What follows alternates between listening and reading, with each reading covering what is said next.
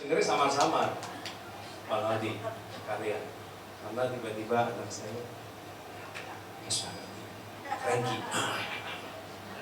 Ini ujian yang menjelang pelayanan. Bawa keluar, dari luar saya tiba-tiba samar-samar. Tapi bahkan samar-samar pun, firman Tuhan itu jelas banget buat saya, saudara. Lagi buat saudara yang fokus tadi. Dan bahwa kisahnya Bang Aldi dan karya tidak mirip seperti dongeng-dongeng Disney. Karena tidak ada fokus salib di dalam dongeng Disney. Tetapi dalam kehidupan orang Kristen, orang percaya Yesus, selalu center of attention-nya adalah Yesus Kristus. Saudaraku, kita semua dulunya adalah orang gagal. Dan kalaupun Anda sekarang masih menganggap diri Anda gagal, dan Anda berani mengakuinya sebagai orang yang belum cukup berhasil, it's okay, akui saja. Namun jika saudara sekarang menganggap diri saudara sukses, akuilah bahwa sukses yang lebih besar sedang menunggu Anda di dalam Tuhan. Dan perubahan itu pasti signifikan jika Tuhan mengambil alih area kehidupan saudara. Target 25 miliar untuk keluarga besar New Wine International Church tidak begitu besar ketimbang Allah yang punya segala sesuatu di bumi dan alam semesta. Kita menyembah Bapa yang benar. Kita menyembah Bapa yang menyediakan segala kebutuhan kita dari saya kecil sampai sekarang. Buat apa kita memberi makan ketakutan dalam pikiran kita, sementara Bapa memberi kekuatan terus. Gambaran 25 miliar untuk gereja kita bisa juga menjadi target bagi Anda pribadi dalam membangun rumah tangga dan usaha. Mungkin tidak perlu sampai 25M, tapi kita sama-sama mengejar target kita, baik secara pribadi maupun bersama-sama sebagai keluarga Allah. Ketika saya mendengar laporan Pak Leo tadi, sekilas daging saya bilang mustahil. Tapi roh langsung bicara, kenapa mesti mempertanyakan God's sovereignty atau kekuasaan Allah? Dan Tuhan pasti mau kalau kita punya ruangan sendiri untuk beribadah. Dan Tuhan kita Tuhan yang efisien dan hemat, saya percaya. Buktinya apa? 6 hari dia menjadikan segala sesuatu yang ada di bumi. Kenapa nggak dijadikan dalam 1 hari? Dia bisa melakukannya, klik, jadi aja langsung manusia, cakrawala dalam hari yang sama. Tapi Tuhan senang nyicil.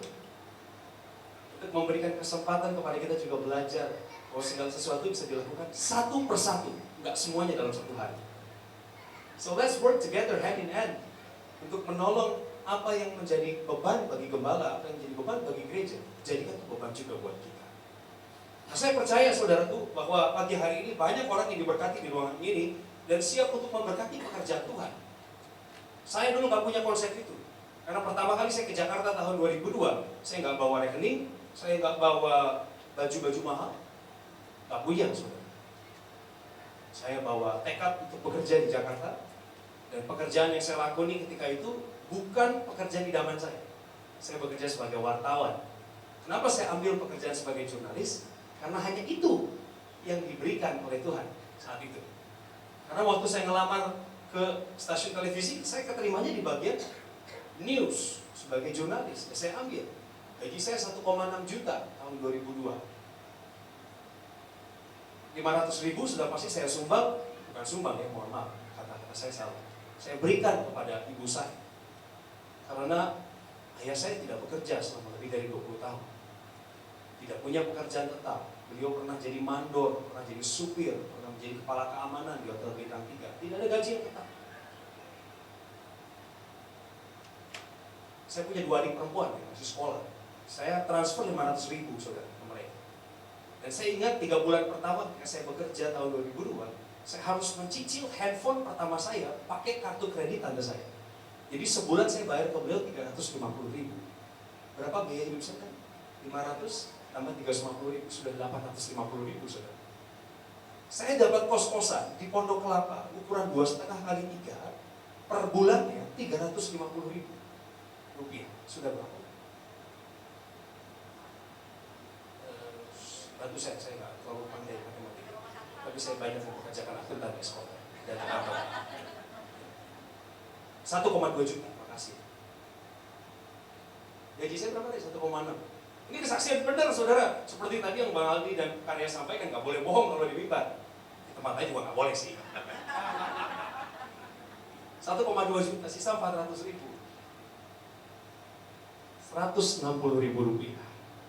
Pasti saya kembaliin ke Tuhan. Karena dari tahun 99, saya diajar Tuhan untuk mengembalikan perpuluhan. Tahun 99, Bang, Pak, Bu, Mbak, adik-adik, aku punya penghasilan pertamaku 60 ribu rupiah. Dengan bangga aku tunjukkan kepada tanteku yang sudah hidup di dalam Tuhan lebih dulu. Saya bilang sama Nam Guru saya, Nam Guru, gaji pertamaku 60 ribu. Saya berharap tante saya bilang, oh, kamu hebat, aku bangga sama kamu. Dia nggak ngomong gitu, dia cuma bilang begini, bagus, jangan lupa perpuluhan. Kaget saya. Perpuluhan itu apa, Nam Guru? 10 dari penghasilan kamu kembaliin ke Tuhan. Saya mengkritisi kata kembaliin. Kalau kita mengembalikan berarti bukan punya kita, betul. Saya diajar sama tante saya. Itu punya Tuhan, dititipkan lewat kamu, minta dikembalikan lagi ke Tuhan. Karena itulah cara Tuhan untuk melihat kesetiaan. Oh gitu ya, hati kecil saya tahun 99 begini. Tuhan, come on. Tuhan punya lebih dari 60 ribu saya kan. Masa saya udah 60 ribu kerja capek sebulan, 6 ribu harus dipotong juga.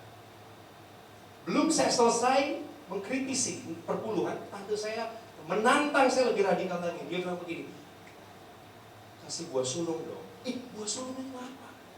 Semua yang kamu dapat dari hasil pertama penghasilan kamu balikin ke Tuhan. Waduh, saya makin gak ngerti konsep ini. Tapi gak nyambung dalam hidup saya yang ingin punya berkah. Udah 6 ribu atau semua dikasih ke Tuhan. Ini gak masuk akal. Tapi tante saya bersaksi begitu meyakinkan mengenai hidupnya yang diberkati oleh perpuluhan. Sehingga saat itu Coki Sitohang muda, sekarang juga masih muda, mengambil atau meminjam iman dari tante saya. Saya pinjam imannya. Yang saya lakukan di hari Minggu adalah saya datang ke depan, saya ambil amplop, saya buka amplopnya, saya masukin 60 ribu ke sana. Orang lain datang sukacita membawa berkas-berkasnya. Saya datang gemeteran. Karena 60 ribu yang bisa saya nikmati hilang dalam sekejap di hari Minggu. Tapi saya bilang, Tuhan, sebagaimana kau memberkati tante saya pinjam imannya. Aku masukin. Perlu. Dari tahun 99 sampai hari ini, kami terus memberikan dan mengembalikan perpuluhan, buah sulung dan menabung. Saudaraku, tidak ada yang perlu disombongkan dan dibanggakan di tempat ini. Apapun karya kita, nggak ada. Kita harusnya sembunyi di balik salib Yesus. Karena dia terlalu baik. Terlalu baik. Saya nggak kekurangan.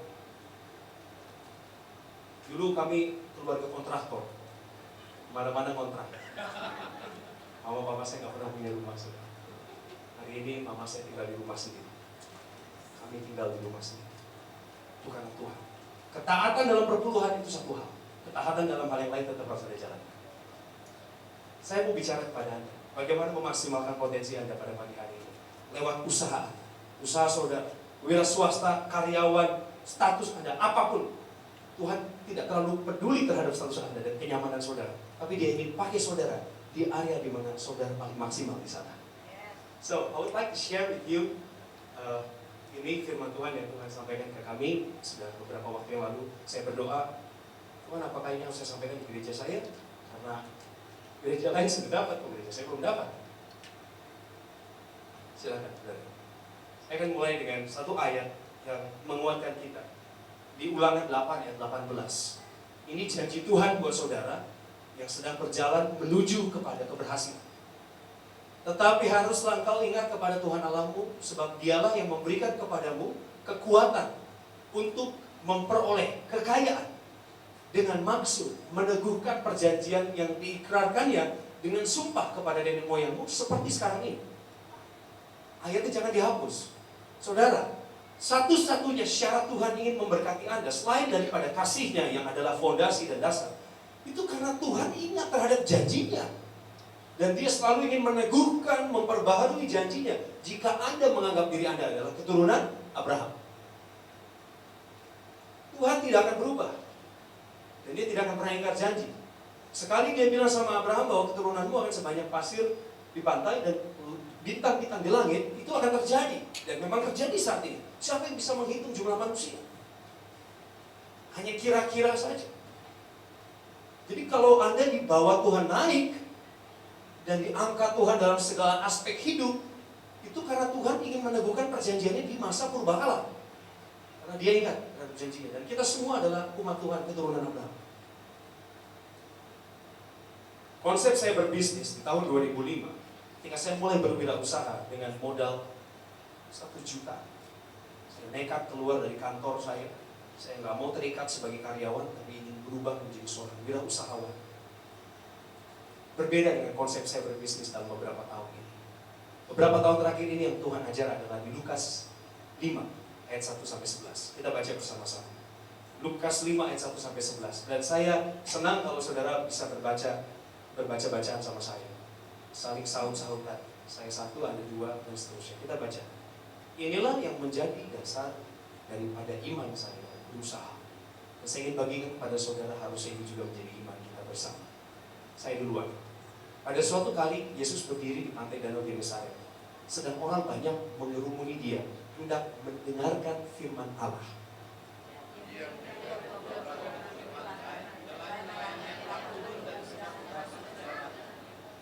Ia naik, Yesus, ke dalam salah satu perahu itu, yaitu perahu Simon, dan menyuruh dia supaya menolakkan perahunya sedikit jauh dari pantai.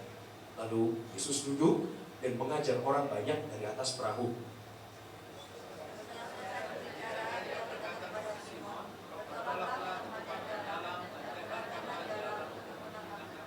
Ayat 5. Simon menjawab, Guru, telah sepanjang malam kami bekerja keras dan kami tidak menangkap apa-apa. Tetapi karena Engkau menyuruhnya, aku akan menebarkan jala juga.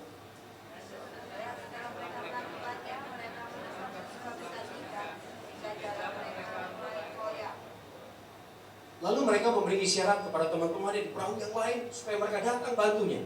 Dan mereka itu datang, lalu mereka bersama-sama mengisi kedua perahu itu dengan ikan hingga hampir tenggelam.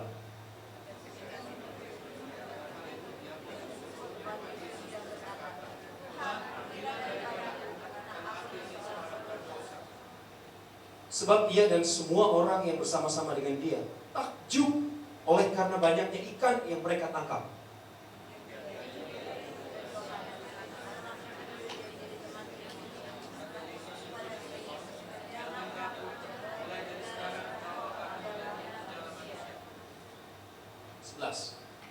Dan sesudah mereka menghela perahu-perahunya ke darat, mereka pun meninggalkan segala sesuatu lalu mengikut Yesus. How to have Jesus in our business. Tidak serta-merta ketika Anda mengajukan proposal atau membuat sebuah konsep, rencana strategis dalam berwirausaha, lalu Yesus ada di sana mengikuti saudara. Meskipun kita orang percaya, iya. Karena banyak orang Kristen menganggap satu kali doa cukup untuk menjamin sepanjang tahun. Sekali datang dalam pertemuan ibadah, sudah cukup aku dewasa dalam iman. Kenyataannya tidak, saudara. Karena setiap hari kita harus bangun hubungan. Setiap hari kita harus mengundang Yesus. Anak saya akan berulang tahun depan bulan Maret, tanggal 13. Saya dan istri sudah punya konsep akan mengundang siapa saja sahabat-sahabat kami.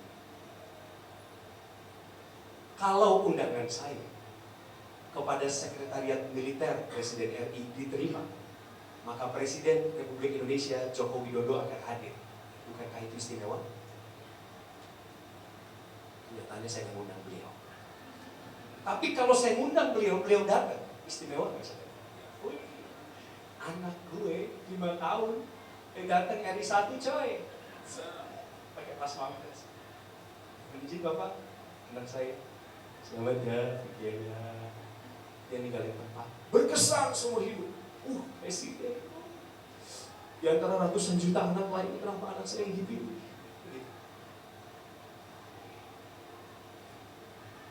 Bahkan presiden mau datang pun harus kita undang. Yesus juga perlu undangan dari kita. Anda merasa istimewa ketika orang besar datang ke pesta Anda? Anda merasa biasa-biasa aja ketika Yesus masuk perahu Anda. Padahal Simon adalah orang yang harusnya kita cemburui. Saya iri sama Simon. Banyak perahu di tempat itu. di Danau Genesaret, tapi Yesus memilih masuk perahu Simon. Ada banyak bisnis dan usaha di luar sana, tapi Yesus memilih masuk ke bisnis saya. Tolong dibuka, Mas, slide-nya. Let God use our business after we have good characters. Amin, saudara? Siapkan iman, karakter Anda, masuk padang gurun itu baik, seperti kesaksian tadi, karena sesungguhnya Anda sedang dibentuk. Ayat yang keempat saya mau bahas. Saya punya 5 bagian, saudara. 5 bagian dalam waktu yang sangat singkat. Bagian pertama adalah mengenai Word of God. Bagian kedua adalah mengenai obedience atau ketaatan. Bagian ketiga adalah servanthood atau pelayanan. Humility adalah bagian yang keempat, kerendahan hati. Bagian yang kelima terakhir adalah surrender atau penyerahan. Kita mulai dari yang pertama. Di ayat yang keempat, saudara. Setelah Anda dengar ceritanya tadi, kita masuk ke ayat yang keempat. Disinilah bagaimana awalnya Yesus mau terlibat dalam segala usaha Anda. Setelah selesai berbicara, ia berkata kepada Simon, bertolaklah ke tempat yang dalam dan tebarkanlah jalamu untuk menangkap ikan. After Jesus finished his teachings, he starts to bless his disciples. Ini permasalahan klasik orang Kristen. Pengennya dapat berkat, tapi pengajarannya belakangan. Padahal Yesus jelas bilang, pengajaran dulu untuk proteksi diri kita dan usaha kita dan keluarga kita. Setelah kita mengerti pemahamannya tentang kenapa Tuhan mau berkati kita, baru berkatnya mengalir, supaya jangan disalahgunakan. Biar berkat tidak berubah jadi kutuk.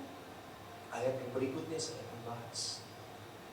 Izinkan Yesus duduk dan mengajar di perahu saudara. If you want Jesus come to your boat, you must let him sit and teach the gospel. Tolong balik sebentar, ayat yang ketiga. Ini dia. Saudara baca, nanti kita renungkan lagi di rumah. Yesus naik ke dalam salah satu perahu itu, perahunya Simon, menyuruh dia supaya menolakkan perahunya sedikit jauh dari pantai. Karena kalau terlalu dekat sama pantai, rusuh. Orang-orang berebutan pengen minta selfie sama Yesus. Lalu Yesus duduk dan mengajar orang banyak dari atas perahu. Lihat ini, Yesus duduk dan mengajar dulu. Belum demonstrasi apa-apa. Yesus mengajar firman Tuhan dulu. Karena memang manusia hanya bisa menemukan tujuan hidupnya di dalam Tuhan. Kita bisa tahu kenapa kita diciptakan, untuk tujuan apa, itu semua ada dalam Alkitab. Kita boleh saja memilih hal-hal yang salah dalam hidup kita di masa lalu. Saya tidak katakan boleh dalam terminologi coba-coba. Tidak. Tapi kalau kita keluar dari jangkauan Tuhan, maaf, kalau kita keluar dari rencana Tuhan, bukan berarti kita keluar dari jangkauan. Ayat yang keempat tadi. The word of God. Setelah selesai berbicara, baru Yesus bilang, bertolak ke tempat yang lebih dalam, tebarkan jalamu untuk menangkap ikan.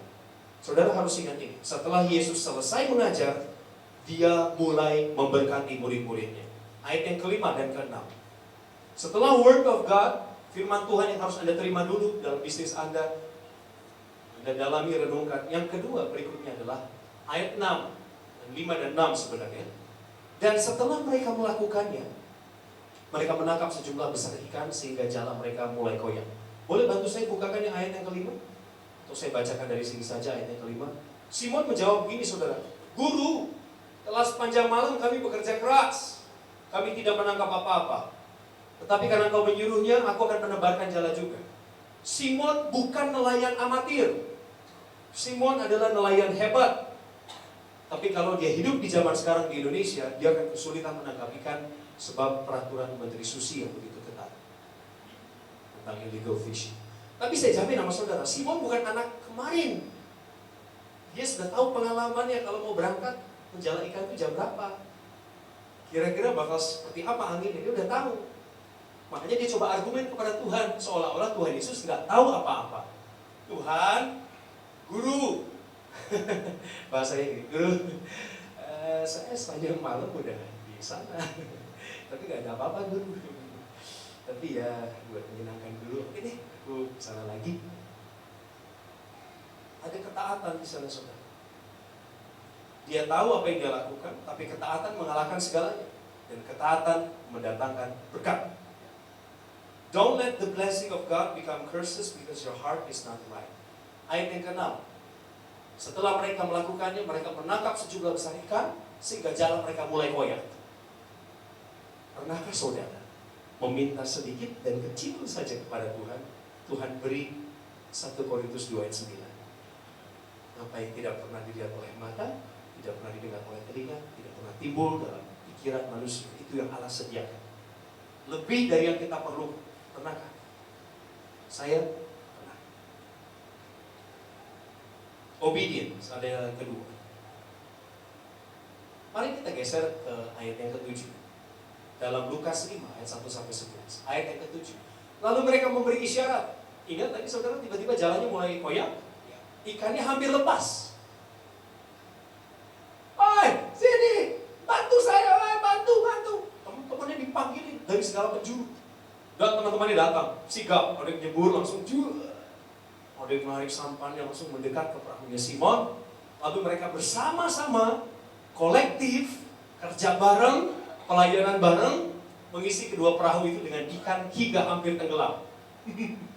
Anda bayangkan kalau Simon jalannya mulai terkoyak, terus dia berusaha menutupi hasil jalannya, supaya teman-temannya nggak tahu, biar dia nggak bagi berkat. Tahu apa yang akan terjadi? Simon mati, tenggelam. Servanthood, pelayanan yang Anda lakukan kepada rekan sekerja, keluarga Anda, teman-teman, di gereja, di mana menentukan karakter Anda. Saya tidak tahu posisi Anda di kantor sudah setinggi apa, saudara.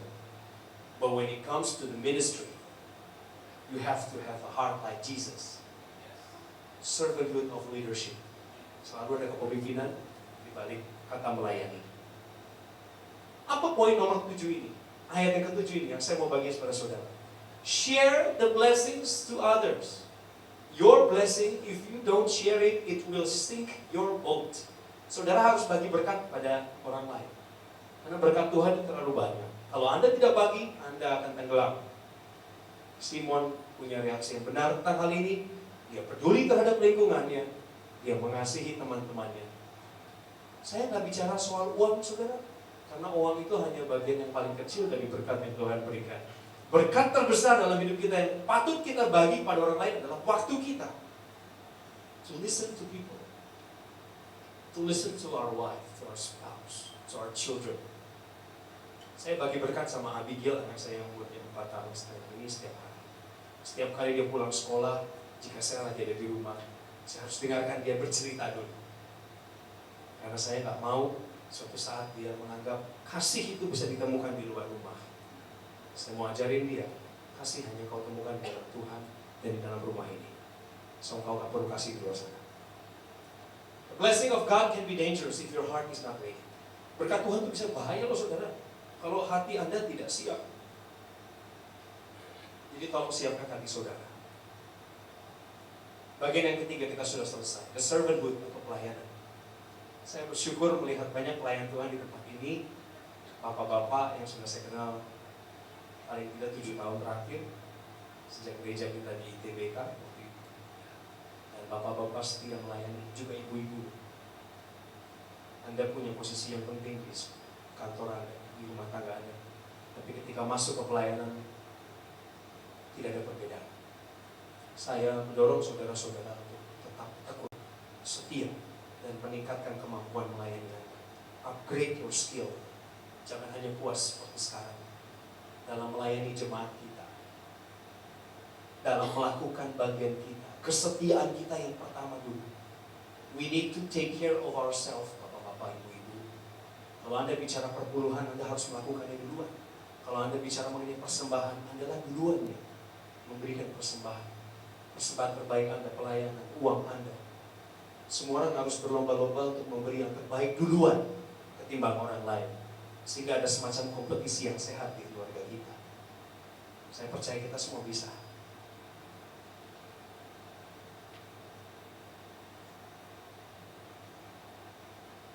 Saudaraku, orang merasa saya nggak punya apa-apa, saya nggak layak layani Tuhan. Salah. Anda punya apa-apa, Anda punya sesuatu, Anda punya lebih dari yang Anda butuhkan. Karena Tuhan memberikan kita benih. Yohanes 7 ayat ke-38. God will provide the seeds to the sower. We are His sowers. Barang siapa percaya kepadaku, seperti yang dikatakan oleh kitab suci, dari dalam hatinya akan mengalir aliran-aliran air hidup. Yohanes 7 ayat 38. Kita semua di dalam Tuhan, amin. Ada yang belum di dalam Tuhan? Habis ini kita akan doa buat saudara supaya Anda berada di dalam Tuhan. Yohanes 6 ayat 10 sampai 11, Anda sudah tahu kan ceritanya? Tuhan Yesus memberi makan ribuan orang, terhitung hanya 5.000 laki-laki, belum termasuk anak-anak dan perempuan.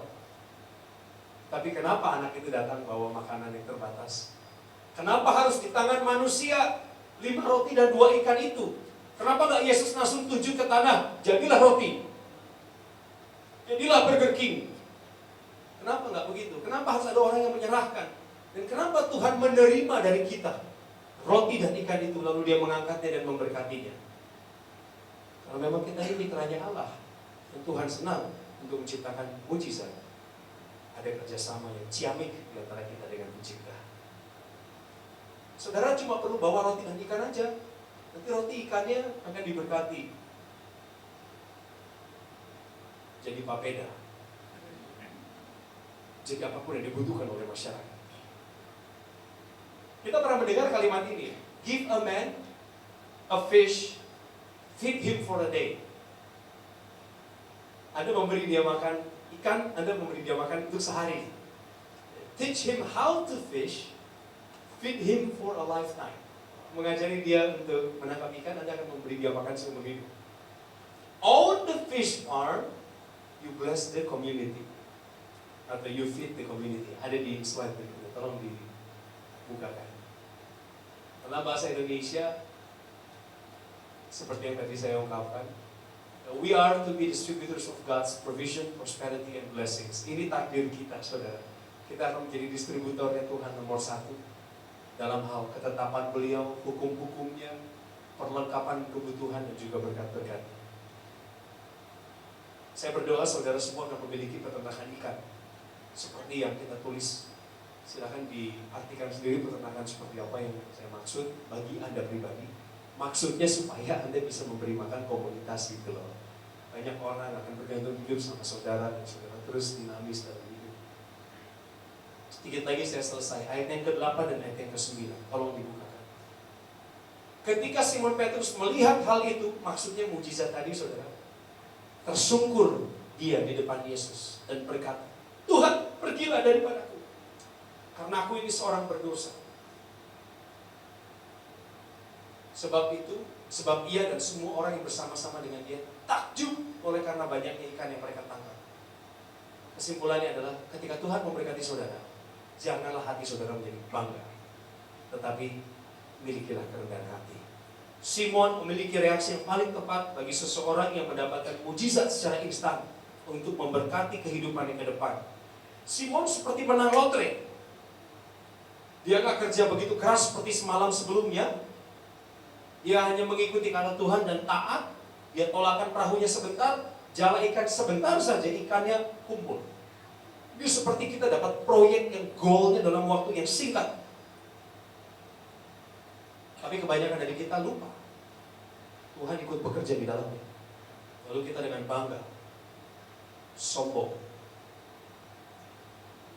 Kita gak minta Tuhan untuk menjaga hati kita. Tapi lihat yang Simon lakukan. Dia tersungkur di hadapan Yesus. Ini yang harusnya kita lakukan. Lalu dia bilang, Tuhan saya gak layak dapat ini.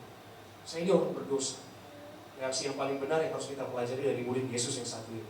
Namanya Simon. Humility atau kerendahan hati adalah bagian yang keempat dari 5 bagian besar yang kami ambil. When God blesses you, you should not be proud. Instead, be humble. Amin. Ayat yang terakhir, yang ke-11. Sesudah mereka menghela perahu-perahunya ke darat, mereka balik lagi ke darat, mereka meninggalkan segala sesuatu, lalu mengikut Yesus.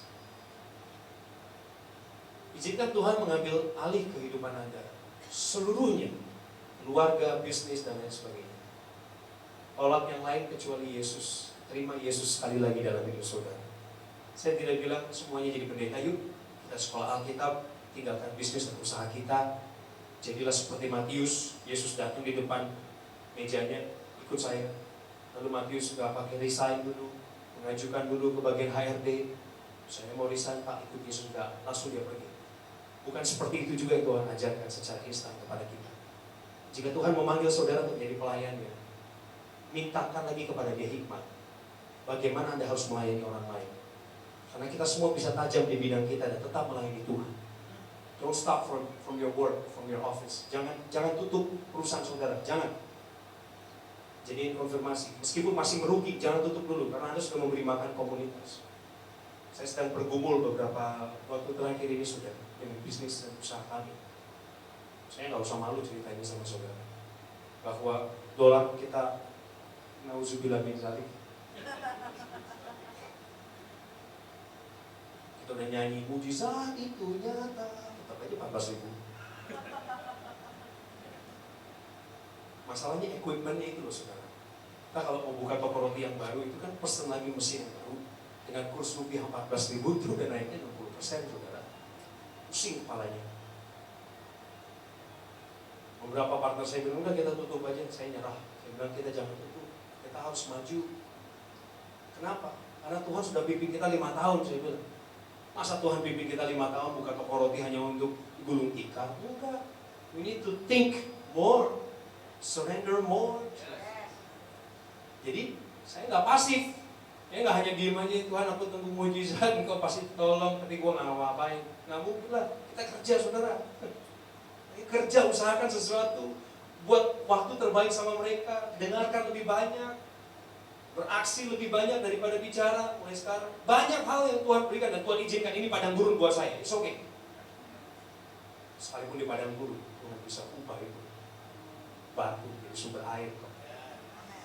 Aku bersyukur sama Tuhan Yesus karena Dia ciptakan usaha kami di salah satu bidang ini, bukan untuk dibangkrutkan, tetapi untuk bersaksi kepada komunitas. Kalau Yesus ada dalam perahu saudara, badai itu boleh datang, goyang-goyang, goncang-goncang itu boleh, teriakan mungkin kita akan dengar dari rekan kita di anjungan. Tapi ingat, Yesus ada di situ, so you will be safe. Brother Felix, would you mind? Thank you. Nggak usah khawatir soal apa. Bagian yang kelima yang terakhir, surrender. Serahkan semuanya. Biar Tuhan ambil alih kehidupan saudara. Semuanya. Keluarga, bisnis, visi saudara, mimpi saudara, studi saudara. Adik-adikku yang lagi sekolah sekarang ini, selalu dengar apa yang kata mama dan papa bilang, rajin belajar supaya sukses. Oh, papa saya tuh hebat. Beliau mungkin bukan orang sukses. Betul, tapi dia selalu bilang gini, Cok, lu belajar ya, dia kerja yang benar, lu sukses. Dia nggak bilang, kamu belajar yang giat ya, mudah-mudahan kamu sukses. Kata mudah-mudahan itu menyepelekan kasih karunia Tuhan. Gak ada orang tua yang bilang, mudah-mudahan kamu sukses. Ya, semoga lah ya kamu sukses. Enggak, rajin belajar pasti sukses. Kenapa saudara? Adik-adik, kenapa orang rajin belajar pasti sukses? Kenapa? Kenapa aku rajin belajar dan rajin bekerja aku sukses? Kenapa? Adik bisa jawab nggak? Come on, church, speak up. Saya minta satu jawaban. Kenapa orang rajin pasti berhasil? Kenapa? Kenapa Bu? Boleh? Boleh Bu? Satu jawaban sederhana. Karena apa? Karena melakukan firman Tuhan. Itu bagus jawabannya, tapi bukan itu. Kenapa orang berhasil? Ulangi. Kenapa orang rajin pasti sukses? Karena Tuhan senang memberkati orang rajin. That's the only point we have to understand. Kita harus ngerti mulai sekarang. Anda cukup rajin, tulus, ikhlas. Benar saja hidup Anda. Pasti berhasil. Saya sudah membuktikannya. Ketika kami rajin bekerja, 1,6 juta, 1,8 juta, 2,3 juta. Dan di akhir karir saya, 3,2 juta rupiah. Setiap melakukan perpuluhan. Melakukan tugas-tugas dengan benar. Tidak mengambil kertas yang bukan bagian saya di kantor. Tidak mengambil air dari yang sepatutnya dari dispenser ruang kerja saya. Tidak mengambil uang sepeser pun dari kasir. Atau reimburse sesuatu ke kantor yang bukan adalah bagian saya. Hari ini Tuhan berikan lebih besar daripada yang sanggup saya pikirkan. Bahwa Yesus undang dia datang ke perahu Anda untuk mengajar. Itu yang pertama, Word of God. Yang kedua, obedience, ketaatan. Simon hanya mau taat. Oke, aku akan ke sana lagi. Kemarin sih nggak ada ikannya, tapi saya kesana lagi. Dia datang, diberkati Tuhan. Yang ketiga, servanthood. Memelayani. Bagaimana pelayanan Anda? Di rumah, di luar. Lakukan yang terbaik buat Tuhan dengan kerendahan hati. Humility yang keempat. Jangan bangga. Jangan sombong, apalagi sombong, saudara. Puji Tuhan, saya mendapat kasih karunia-Nya. Bisnisku berhasil. Puji Tuhan, aku sudah punya pekerjaan baru. Humility. Dan yang terakhir, saudara. Surrender. Serahkan semua. Karena kasih Tuhan tetap ada di sana. Gak kemana-mana.